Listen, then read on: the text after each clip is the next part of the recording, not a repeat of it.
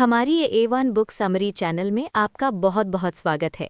यहाँ आपको प्रेरणा देने वाली और ज़िंदगी बदलने वाली किताबों की समरी मिलेंगी। आप बुक समरी सुन सकते हैं और PDF बुक डाउनलोड भी कर सकते हैं फ्री वीडियो डिस्क्रिप्शन से।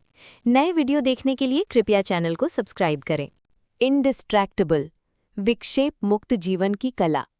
इंडिस्ट्रैक्टेबल, निर एयाल। नमस्कार। आज हम एक ऐसी पुस्तक की यात्रा पर चलते हैं जो ध्यान भटकाने की इस महामारी का एक अप्रत्याशित और गहरा समाधान देती है। स्टैनफोर्ड विश्वविद्यालय के लेखक और व्यवहार डिजाइन विशेषज्ञ निर एयाल की पुस्तक इंडिस्ट्रैक्टेबल यानी विक्षेप मुक्त ये बताती है कि विक्षेप यानी ध्यान भटकना का असली कारण वो नहीं है जो हम सोचते हैं। हम सोचते हैं फ़ोन हमारा दुश्मन है, सोशल मीडिया हमारा दुश्मन है, तकनीक हमारी एकाग्रता चुरा रही है। लेकिन एयाल कहते हैं विक्षेप का असली कारण भीतर है, बाहर नहीं। और जब तक हम उस भीतरी कारण को नहीं समझते, कोई भी तकनीकी उपाय, कोई भी ऐप ब्लॉकर, कोई भी डिटॉक्स कुछ भी काम नहीं करेगा। ये पुस्तक 4 भागों में विभाजित है: आंतरिक ट्रिगर, बाहरी ट्रिगर, समय की प्रतिज्ञा और सामाजिक समझौते। आइए एक एक अध्याय को समझते हैं। प्रस्तावना। अध्याय 1, विक्षेप का असली स्रोत। एयाल पुस्तक की शुरुआत एक ऐसे प्रश्न से करते हैं जो हम कभी नहीं पूछते। आप विक्षेप की ओर क्यों जाते हैं? हमारा तत्काल उत्तर होता है फ़ोन की वजह से, सोशल मीडिया की वजह से, नोटिफिकेशन की वजह से। लेकिन एयाल गहरे जाते हैं। वे बताते हैं कि मानव व्यवहार 2 प्रकार की प्रेरणाओं से चलता है। पहली, कोई लक्ष्य की ओर बढ़ने की प्रेरणा। दूसरी, किसी असहजता से दूर भागने की प्रेरणा। और शोध बताते हैं अधिकांश मानव व्यवहार दूसरी प्रेरणा से यानी असहजता से बचने से आता है। जब आप फ़ोन उठाते हैं तो आप आमतौर पर किसी रोचक सामग्री की ओर नहीं जा रहे। आप किसी आंतरिक असहजता से, ऊब, चिंता, अकेलापन, तनाव, दूर भाग रहे हैं। फ़ोन उस असहजता की तत्काल राहत है। यही आंतरिक ट्रिगर है, वो भीतरी बेचैनी जो हमें विक्षेप की ओर ढकेलती है। और जब तक हम उस बेचैनी को नहीं समझते, हम विक्षेप से मुक्त नहीं हो सकते। अध्याय 2, समय प्रबंधन, भावना प्रबंधन है। ये अध्याय पुस्तक का दार्शनिक केंद्र है। एयाल एक राजक्रांतिकारी बात कहते हैं। समय प्रबंधन वास्तव में भावना प्रबंधन है। जब हम किसी काम को टाल देते हैं तो इसलिए नहीं कि हम आलसी हैं या अनुशासनहीन हैं, बल्कि इसलिए कि वो काम कोई नकारात्मक भावना, ऊब, भय, अनिश्चितता, हताशा पैदा करता है। और हम उस नकारात्मक भावना से बचने के लिए कोई और काम जो तत्काल राहत देता है करने लगते हैं। उदाहरण, जब आप एक कठिन रिपोर्ट लिखने बैठते हैं और अचानक इंस्टाग्राम खोल लेते हैं तो ये आलस नहीं है, ये उस नकारात्मक भावना से बचने का प्रयास है जो कठिन काम शुरू करने पर आती है। तो समाधान क्या है?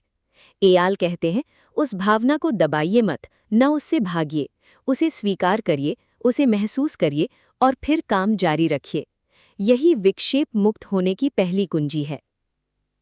अध्याय 3, आंतरिक ट्रिगर से निपटने की 3 विधियां। एयाल आंतरिक ट्रिगर यानी भीतरी बेचैनी से निपटने के लिए 3 व्यावहारिक विधियां देते हैं। पहली विधि है 10 मिनट का नियम।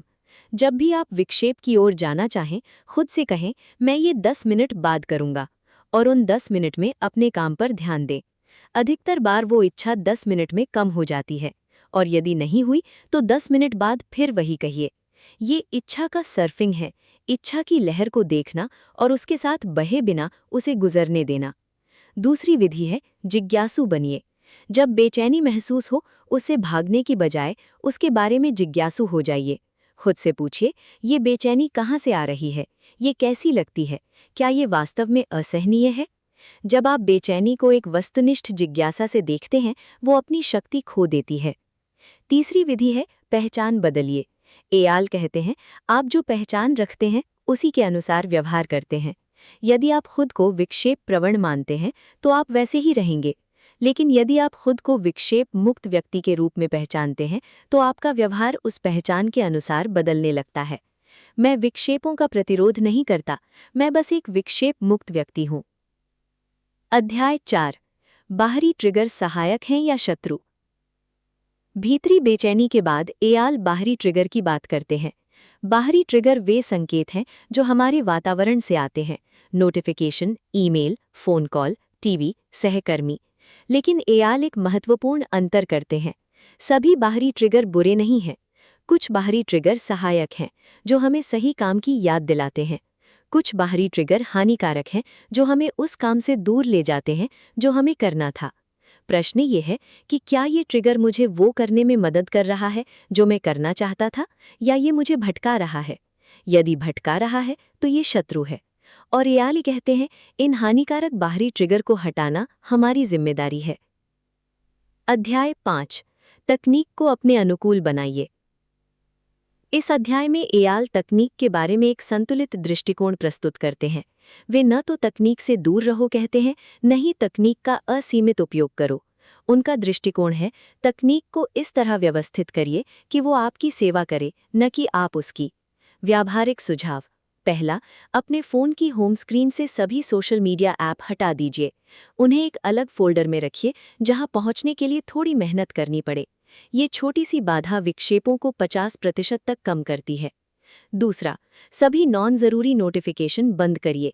केवल वे नोटिफिकेशन रखिए जो आपकी वास्तव में मदद करते हैं। तीसरा, डू नॉट डिस्टर्ब मोड को अपना मित्र बनाइए। गहरे काम के समय फ़ोन बिल्कुल चुप।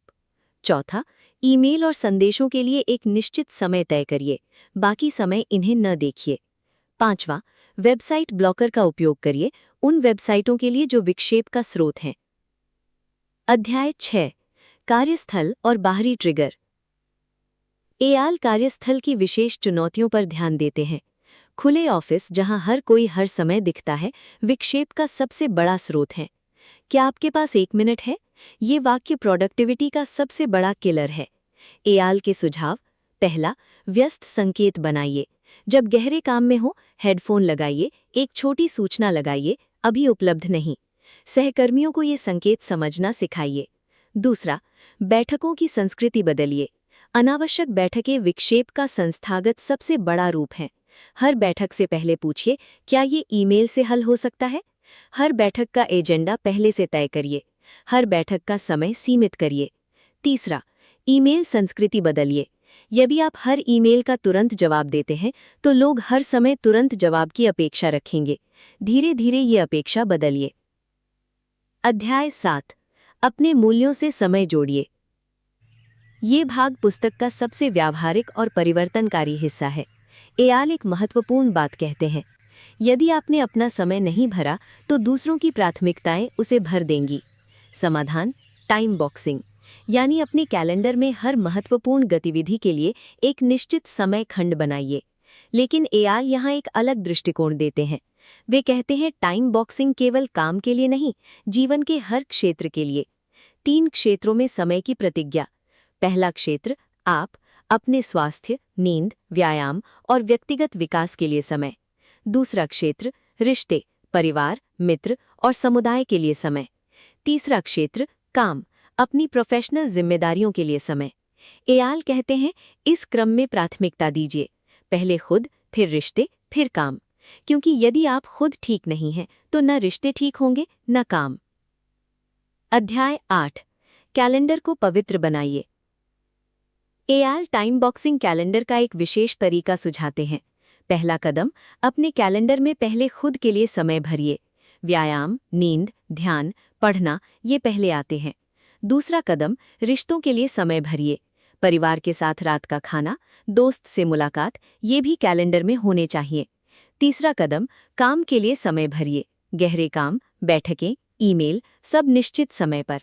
और फिर इस कैलेंडर के अनुसार जिए। एआल का एक महत्वपूर्ण सुझाव, कैलेंडर देखकर ये मत पूछिए कि मैंने समय सीमा का पालन किया या नहीं, बल्कि ये पूछिए कि क्या मैं अपने समय के साथ ईमानदार था। यदि आपने कैलेंडर का पालन नहीं किया, तो उसे अपडेट करिए ताकि वो वास्तविकता के करीब हो। कैलेंडर एक कठोर नियम नहीं, ये एक जीवंत दस्तावेज है। अध्याय 9, विक्षेप मुक्त होने की पहचान। एआल एक गहरा मनोवैज्ञानिक बिंदु उठाते हैं। वे कहते हैं, जो लोग इच्छा शक्ति और अनुशासन पर निर्भर करते हैं, वे अक्सर असफल होते हैं, लेकिन जो लोग अपनी पहचान बदल लेते हैं, वे सफल होते हैं।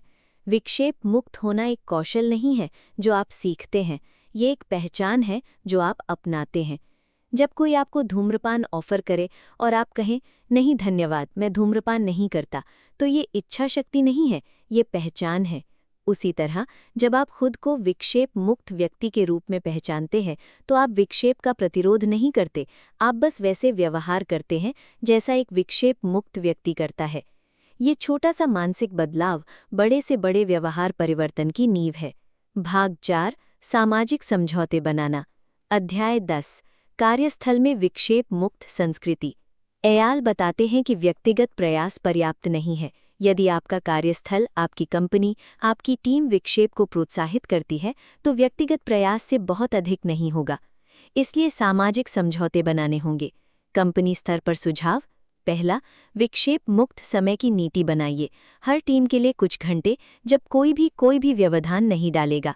दूसरा, संचार की अपेक्षाएं स्पष्ट करिए। क्या हर संदेश का तुरंत जवाब देना जरूरी है? यदि नहीं तो ये स्पष्ट नीति बनाइए। तीसरा, मनोवैज्ञानिक सुरक्षा बनाइए, जहां लोग बिना डरे कह सके कि अभी मैं उपलब्ध नहीं हूं। अध्याय 11 परिवार के साथ विक्षेप मुक्त समय। एयाल परिवार के संदर्भ में एक महत्वपूर्ण बात कहते हैं। हम अक्सर सोचते हैं, मैं परिवार के साथ हूं, यही काफी है। लेकिन यदि परिवार के साथ बैठे हैं और फोन देख रहे हैं तो आप वास्तव में उपस्थित नहीं हैं। शारीरिक उपस्थिति और मानसिक उपस्थिति दोनों अलग हैं। एयाल के व्यावहारिक सुझाव। पहला, फोन मुक्त भोजन की परंपरा बनाइए। खाने की मेज पर कोई फोन नहीं। दूसरा, बच्चों के साथ उपस्थित खेल समय तय करिए जिसमें आप पूरी तरह उनके साथ हों। तीसरा, बच्चों को भी विक्षेप मुक्त होना सिखाइए। ये आज के सबसे महत्वपूर्ण जीवन कौशलों में से एक है। चौथा, पारिवारिक मीडिया समझौता बनाइए जिसमें सभी सदस्य मिलकर तय करें कि कब और कितना स्क्रीन समय उचित है। अध्याय 12 बच्चे और तकनीक। एयाल तकनीक और बच्चों के संबंध पर एक संतुलित दृष्टिकोण रखते हैं। वे ना तो बच्चों को स्क्रीन से पूरी तरह दूर रखो कहते हैं, ना ही कोई सीमा नहीं। उनका दृष्टिकोण है, बच्चों को तकनीक का जिम्मेदार उपयोग सिखाइए। पहला, बच्चों की ऊब को स्वीकार करिए और उसे तुरंत स्क्रीन से मत भरिए। ऊब क्रिएटिविटी की जननी है। दूसरा, पारदर्शिता रखिए। बच्चों को बताइए कि तकनीक कैसे काम करती है, किस तरह ऐप डिज़ाइन किए जाते हैं ताकि आप उन्हें अधिक से अधिक उपयोग करें। तीसरा, आत्मनियमन सिखाइए। नियम थोपने की बजाय बच्चों को खुद अपने लिए नियम बनाने में मदद करिए। चौथा, उदाहरण बनिए। यदि माता पिता हर समय फ़ोन देखते हैं तो बच्चे भी वही करेंगे। अध्याय 13 विक्षेप की पूर्व प्रतिबद्धता। एयाल पूर्व प्रतिबद्धता उपकरणों की बात करते हैं जो एक अत्यंत शक्तिशाली विधि है। पूर्व प्रतिबद्धता का अर्थ है भविष्य के स्वयं की रक्षा के लिए आज कुछ कदम उठाना। 3 प्रकार की प्रतिबद्धताएं। पहली, प्रयास प्रतिबद्धता। विक्षेप तक पहुंचना कठिन बनाइए। फ़ोन को दूसरे कमरे में रखिए, वेबसाइट ब्लॉकर लगाइए, ऐप्स हटाइए। जब किसी चीज़ तक पहुंचने के लिए मेहनत करनी पड़ती है तो हम वो कम करते हैं। दूसरी, मूल्य प्रतिबद्धता। किसी ऐसे व्यक्ति को जिसकी आप परवाह करते हैं अपने लक्ष्य और प्रतिबद्धता बताइए। जब हम किसी को जवाबदेह होते हैं तो हम अधिक ईमानदार रहते हैं। तीसरी, पहचान प्रतिबद्धता। खुद को सार्वजनिक रूप से विक्षेप मुक्त व्यक्ति के रूप में घोषित करिए। पहचान की रक्षा करने की इच्छा व्यवहार को बदलती है। अध्याय 14 विक्षेप एक दर्पण है, अपने बारे में क्या कहता है। पुस्तक के इस गहरे अध्याय में एयाल एक असहज सच्चाई की ओर इशारा करते हैं। विक्षेप आपको अपने बारे में कुछ बताता है। जब आप बार बार उसी काम से भागते हैं तो शायद वो काम आपके मूल्यों से मेल नहीं खाता या उसमें कोई ऐसा डर है जिससे आप सामना नहीं करना चाहते। एयाल कहते हैं, विक्षेप का एक और गहरा कारण है अपर्याप्तता की भावना। जब हम भीतर से अपर्याप्त महसूस करते हैं तो बाहर से किसी भी उत्तेजना में राहत खोजते हैं। इसका समाधान आत्मस्वीकृति। जब आप खुद को अपनी खामियों सहित स्वीकार करते हैं तो बाहरी विक्षेपों की जरूरत कम हो जाती है। ये अध्याय हमें याद दिलाता है, विक्षेप मुक्त होना केवल उत्पादकता का विषय नहीं, ये आत्मज्ञान और आत्मस्वीकृति का विषय है। उपसंहार, विक्षेप मुक्त जीवन की शुरुआत, 10 सूत्र। नीरज एयाल की ये पुस्तक हमें एक क्रांतिकारी दृष्टिकोण देती है। विक्षेप का शत्रु फोन नहीं, भीतरी बेचैनी है, और उस बेचैनी को समझना, उससे भागना नहीं, विक्षेप मुक्त होने की पहली कुंजी है। और अब 10 प्रैक्टिकल सूत्र। पहला, अपने आंतरिक ट्रिगर को पहचानिए। जब विक्षेप की इच्छा हो, पूछिए मैं किस भावना से भाग रहा हूँ।